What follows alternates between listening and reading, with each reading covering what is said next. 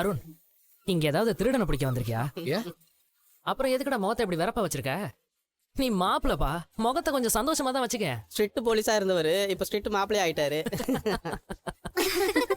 சரியான ஆளடி நீ. கொஞ்சம் வருஷத்துக்கு முன்னாடி மேரேஜே பண்ணிக்க மாட்டேன்னு சொன்ன. ஆனா இப்போ எங்க எல்லாருக்கும் முன்னாடி நீ தான் மேரேஜ் பண்ணிக்கிற. அதுவும் டிராஃபிக் போலீஸ் வர. பார்த்து இருந்துக்க சீதா, நீ தப்பு பண்ணா மாப்பிள்ள ஃபைன் போட்டுற போறாரு. சும்மா இருங்கடி. இந்த மண்டபம் ஒன்றும் அவ்வளோ பெருசா இல்லைல்ல? இந்த மண்டபத்துக்கு என்ன குறைச்சல்? அதுவும் சரிதான். பூக்கட்டுற குடும்பத்தோட கல்யாணம் என்ன மாளிகையிலையா நடக்கும்?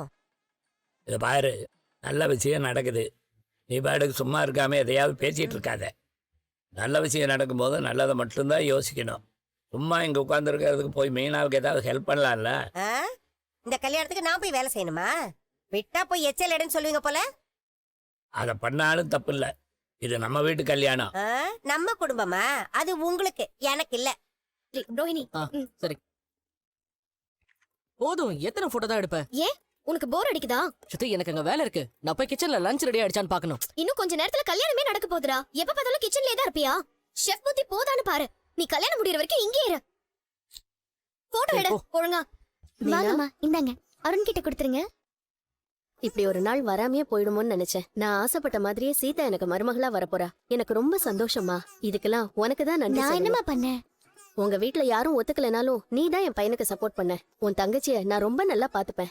அந்த நம்பிக்கை எனக்கும் இருக்கு. நீங்க போங்க, நான் வந்துடுறேன்.